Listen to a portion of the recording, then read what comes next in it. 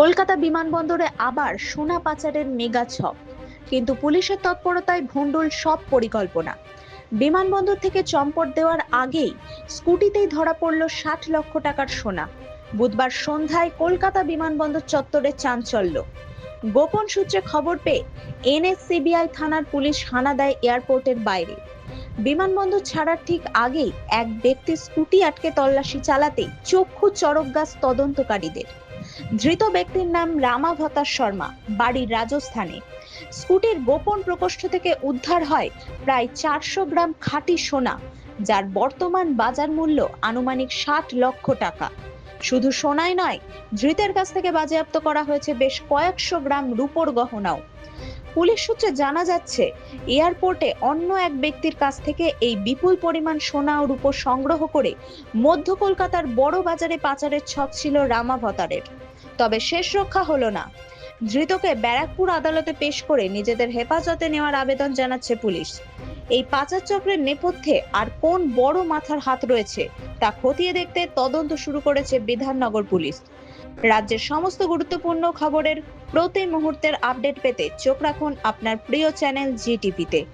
আজই লাইক ও সাবস্ক্রাইব করুন।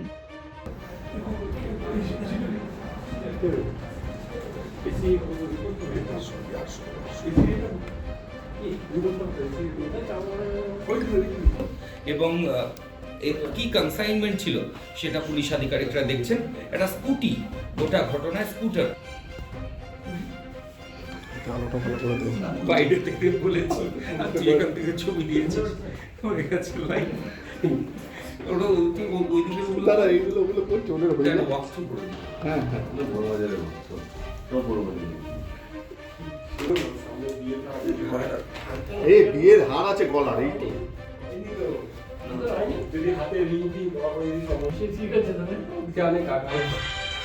আমাদের ভেজাল লাগে না, সব ভেজাল মালিক ভালো মাল নেই, একটা ভালো না। একটা কাট করলে তো ছবিটা হবে কি ব্যাপার?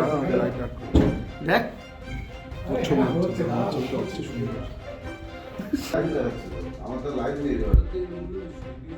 আমার তো অফলাইন কোথায় দেখি ডায়মন্ড এবার লাইভটা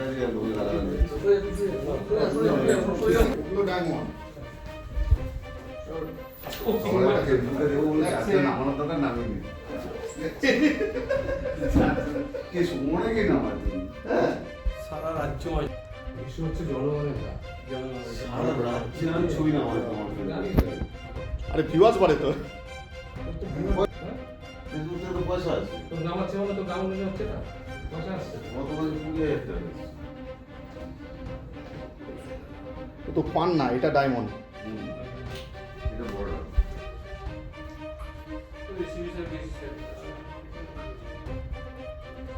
ওনারা দাঁড়াবে একটু ধরেছেন।